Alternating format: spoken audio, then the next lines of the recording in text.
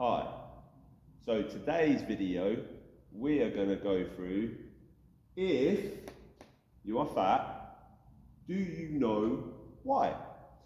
And the reason I'm making this video is because a lot of people want help with not being fat or as fat. They want to reduce their fat, okay? And they have a bunch of reasons as to why they think they are fat, okay? We need to go through these because if you can actually find out why you're fat, then you can take appropriate action. If you get this wrong, you may focus on the wrong thing and you may become invested in the wrong solutions, and people can trick you and confuse you and overcomplicate things. So we want this to be accurate so that we can solve this if it's something you want to change, right? Okay, so let's start with a common one that I hear, okay, which is skipping meals, okay? So people often think that they go, I know I need to sort my nutrition out, okay? And I find that I skip breakfast, and I know that's a problem. And people will say things like, you must have breakfast in order to fire up your metabolism or get things going, and so on and so forth, okay? No. Okay, skipping meals, okay, let's say that just for argument's sake, all of your meals are the same. So you have 3 meals a day, right? And each one is, let's say, 1,000 calories, right? I know that's a lot, but just bear with me, right? And then you skip a meal.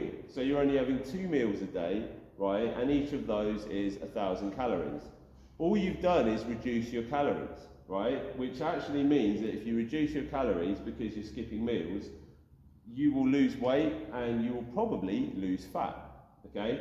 Skipping meals is not the problem. In fact, there's a whole quite successful strategy for calorie restriction and losing weight and losing body fat, which is known as intermittent fasting, okay?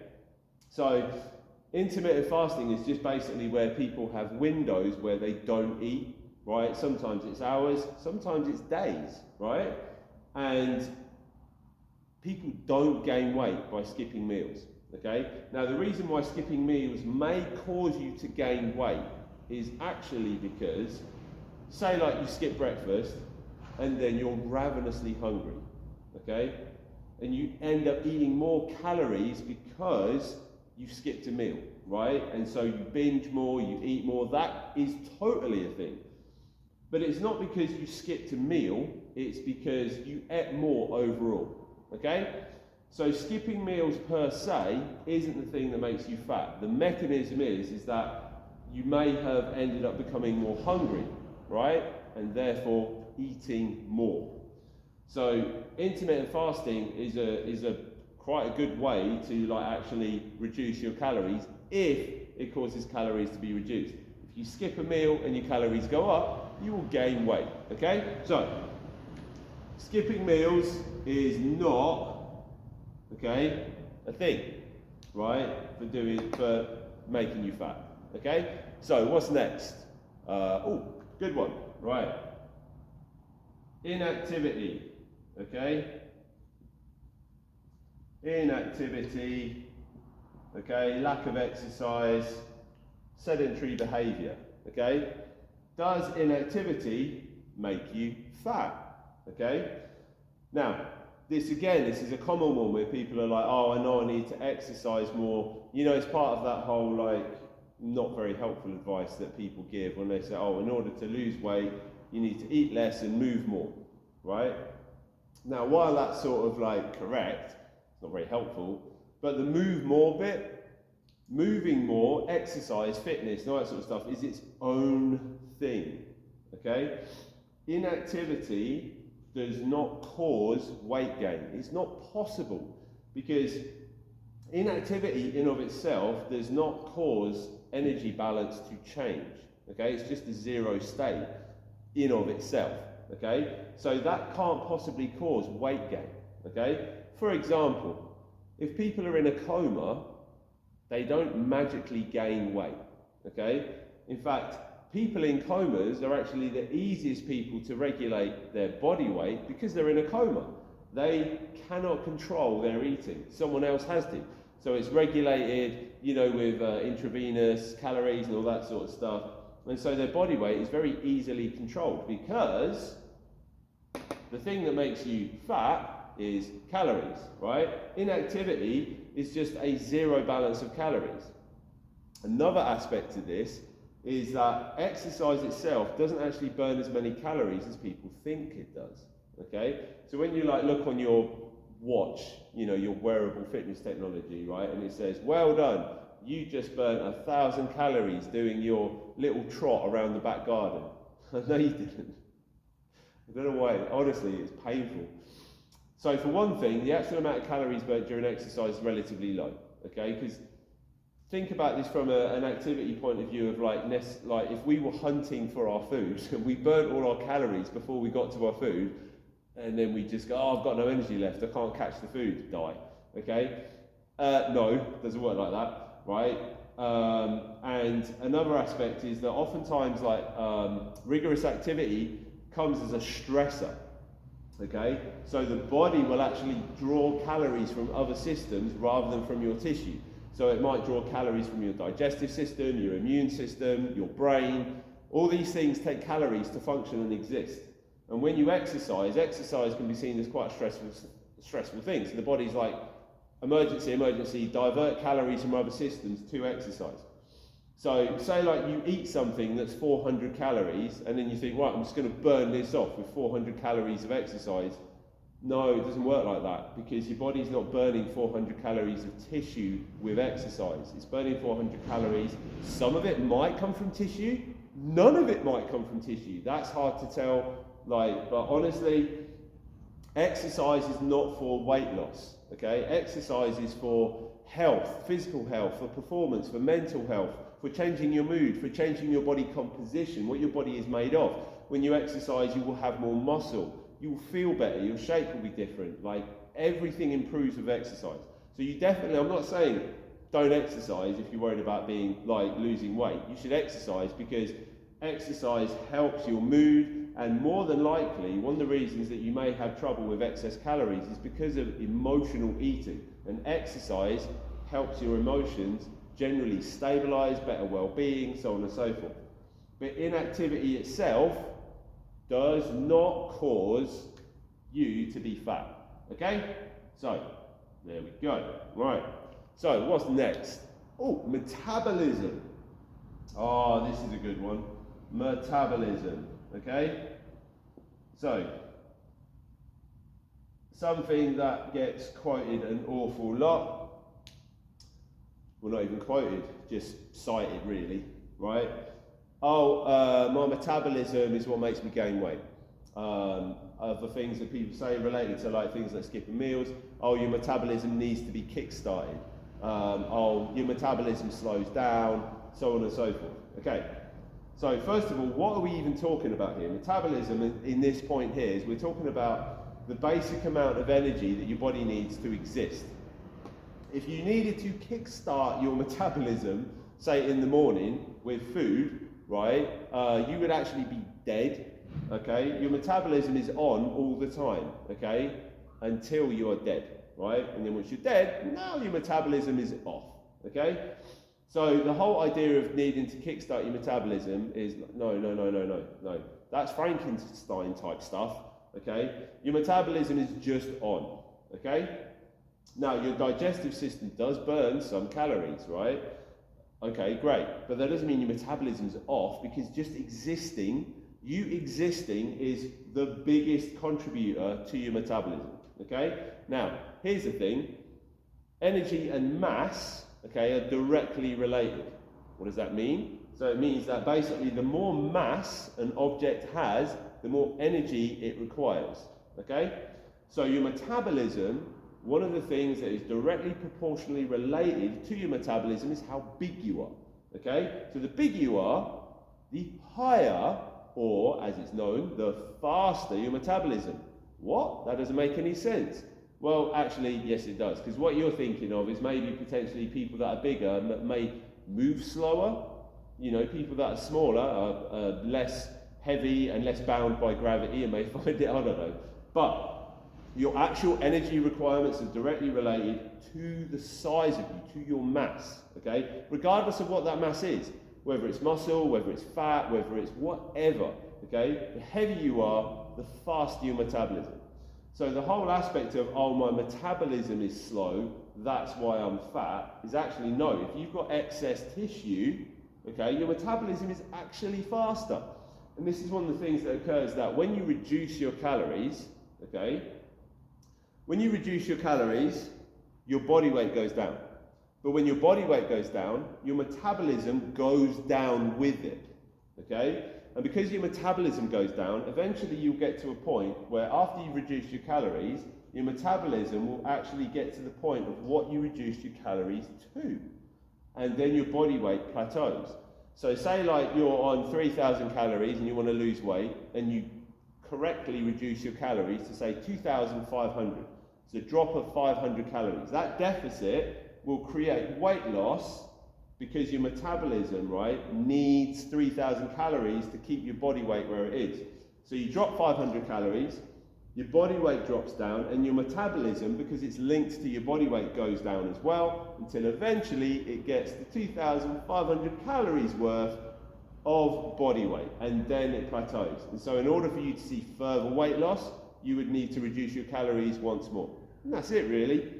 Your metabolism is just linked to the size of you, okay? Now there are things that can slightly change your metabolism, and it is slight. Things like exercise, what the tissue is made of, but people way overstate the metabolic difference with, like say for example, muscle with activity and so on and so forth. The biggest factor for your metabolism is your body weight. So if you're bigger, your metabolism is actually faster. If you're smaller, your metabolism is actually slower. And all of that is contextual to you. There's not really any point in comparing to anyone else because it doesn't matter. Someone else's metabolism has zero bearing on your metabolism. Your metabolism is directly linked to your body weight. That's it. It doesn't matter what anyone else's metabolism is, and it doesn't matter what anyone else says their activities are or their calories. It doesn't matter. Okay? They are all linked in that relationship. But just because someone else can lose weight on 3,000 calories doesn't mean that you will. Okay? You just basically have to understand that your body weight is linked to this directly. If you're overweight, you do not have a slow metabolism, okay? You have a metabolism and it's faster than if you were lighter, okay? So, you are not fat because of metabolism. Right, so what's next? This one, you hear a lot, age. People say things like, oh yeah, I gain weight now that I'm older, okay?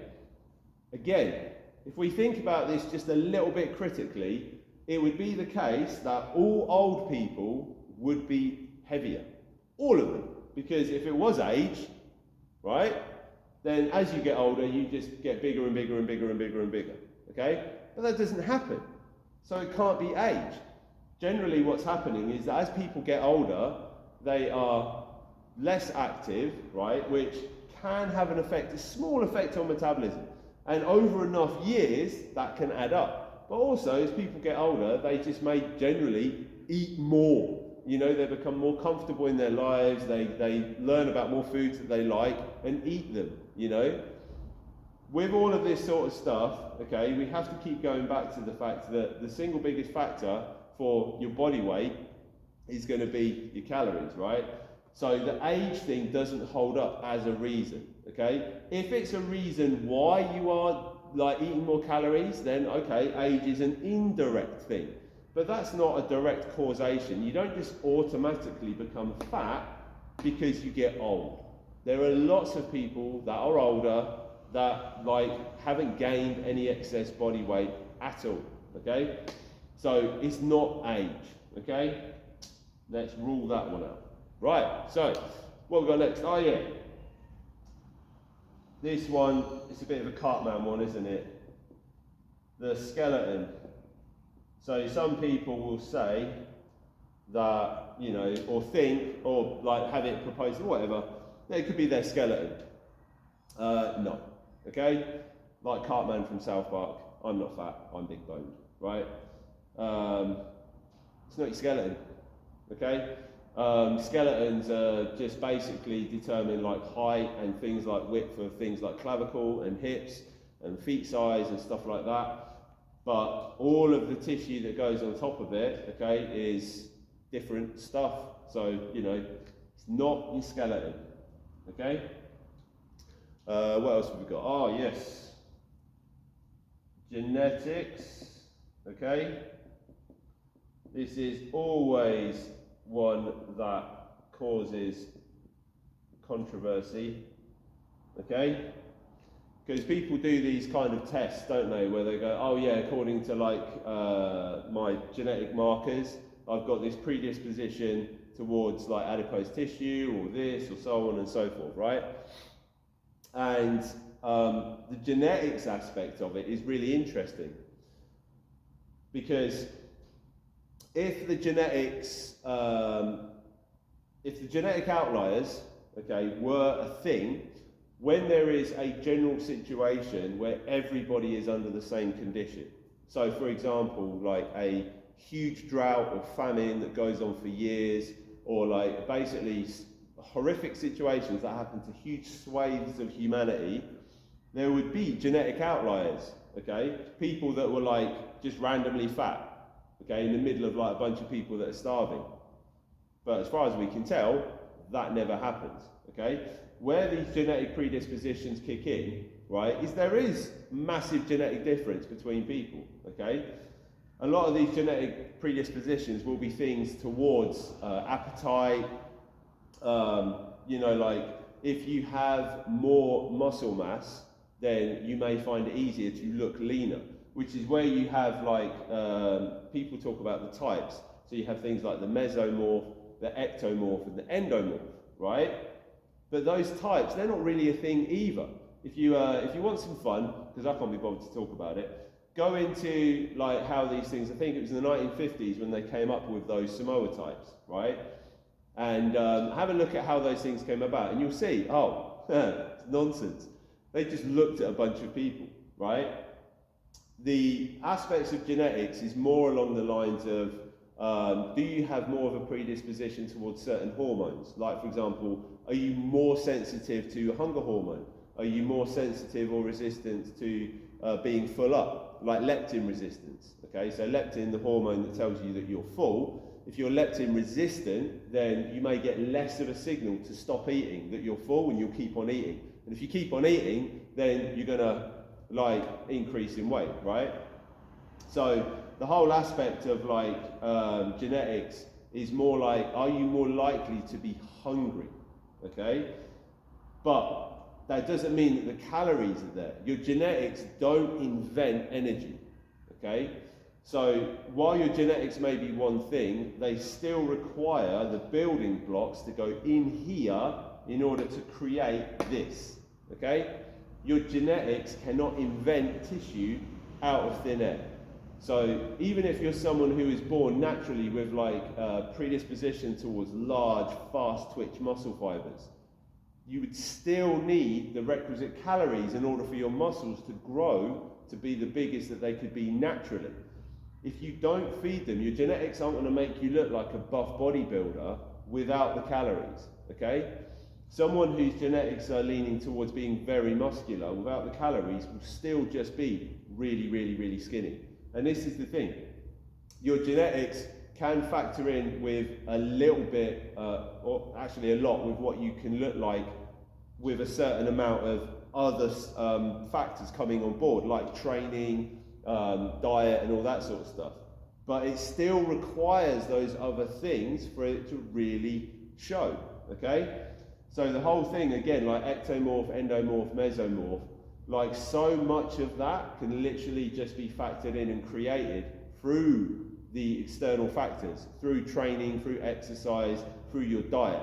And you could effectively convert from an ectomorph to an endomorph to a mesomorph, right? In your own lifetime, just by the stimuluses you put on your body, okay? So while genetics do give you predispositions towards certain things, it still requires you to expose your body to the things that create the outcome, okay? So it's not that. Right, okay, what's next? Oh, this one's going to be controversial. Medication.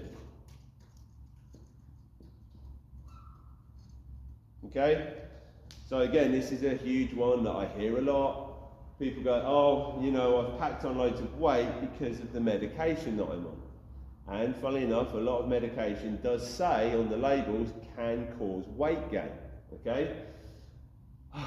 Now, pretty much a lot of the time what's occurring with the medication caused weight gain is that it's actually caused an increase in appetite because it messes with your hormones. Okay? And it can disrupt certain aspects of like how you think and feel, okay? So without the requisite energy, because mass requires energy, okay? Without the requisite energy, which in human form is calories, okay? The medication cannot create the excess body weight, okay? But medication absolutely can drive up your appetite. Another thing that can medication affect, and I might as well throw that in now, is thyroid. Okay? So your thyroid is a hormonal gland, okay? And a big part of what the thyroid does is it regulates your metabolism, okay? So medication can have a direct impact on your thyroid, and indeed, when people have thyroid issues, they take medication, right? But here's the thing. Even if you have thyroid issues, even if you have medication, without the requisite calories, you can't create the excess tissue, okay? So thyroid issues, you can get hyperthyroid and you can get hypothyroid. So hyperthyroid is basically when your metabolism speeds up, okay, and you start burning more calories. That will cause you to lose a little bit of weight. And if you're hypothyroid, right, your metabolism goes down, slows down, which means you burn less calories, which means you will gain a little bit of weight, okay? But if, this is the thing, if you don't change what you're eating at all and you go into medication or thyroid change, okay, and these things are affected by whatever's happening, but you don't change what you're eating, what will happen is what we talked about before, about the maintenance calories, they will change. And it seems that on average, the change is about 10%. Okay, that's an average. Obviously, individuals are like individuals, but on average, it seems to be a 10% change. So if you take 2,000 calories on board on average, and your body is at the weight of 2,000 calories, your thyroid then goes down 10%. That will go down to 1,800 calories. Okay, and that means that every day you're now, if you don't change what you're eating, 200 calories a day excess, your body weight will go up by that amount, but it won't keep on going up. Your body weight will just go up to that new maintenance amount, okay, which is a 200 calorie a day increase, and then it will plateau. But what tends to happen, okay, is that also with thyroid issues, is that it can make you feel less active and it can make you feel more depressed. And then what you do is then you start emotionally eating to try and cheer yourself up because you don't feel as good.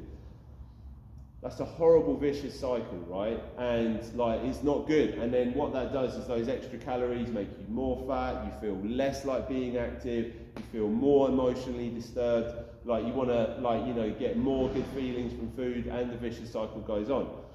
So like, these do have an impact, okay? But the impact requires the change in calories to really kick in, okay? When your thyroid or medication causes a shift in your metabolism, the actual shift might not be that enormous, but the ongoing impact, absolutely. But it all boils down really, okay? So these we have to put, not an X, but I'll put a star, okay? Because this can cause an impact. But what it really requires is, If you are fat, do you know why? The reason is very simple. Okay, it's calories. Okay. Oh my God, my writing, as per usual, is going awful. Okay, so it's this. So behaviours, okay, and things going on emotionally and so on and so forth that create this to go up, okay? Anytime your calories go up over time, then what's going to happen is that your body weight will go up because the energy going in is increased, and energy turns into mass, okay? That then causes an increase in your metabolism, because now your body has got to maintain a larger body mass, so it requires more calories, okay, to maintain a heavier body weight, and so on and so forth. So if you find that your body weight is just going up and up and up and up and up, and you don't know what's going on, your first port of call is going to be the food you're consuming. And that's everything you're consuming. So food, drink, so on and so forth. Exercise absolutely helps your mental state, and so can help you wean yourself off if you're using calories as an emotional crutch, which is generally what is happening. Okay? Generally. Most of the time when people are overweight, calories are an emotional crutch, whether it's from alcohol, food, whatever that cause is, okay? All of these other things almost have no bearing whatsoever, okay? And if we know, okay, if we really know and we dial in and we think, right, all of these other things, because some of these things are completely out of our hand. If we think, oh yeah, like the reason I'm fat is my genetics, but you don't want to be fat, you're going to fail, because you're like, well, there's nothing I can do about it. Right? It's my genetics, I was born this way. But it's not true. You may have some predispositions, but what you can control is what you consume. You absolutely can control that, okay? Put all of your energy and effort into controlling this. Look up strategies for how to reduce your calories. If you're someone who struggles with appetite, then you definitely want to look at strategies for being able to eat high volumes of food that are very low in calories. Things that are high in fibre, things that have high water content, lots of fruit and veg, to basically increase your volume while keeping your calories low, which will keep you satisfied, and lots of tasty things. But there's loads of stuff that you can do. But this isn't about that. This is more like, are these things the things that are making you fat, right? And the answer is no, it's this. Okay? So, I hope that helps, and have a good day.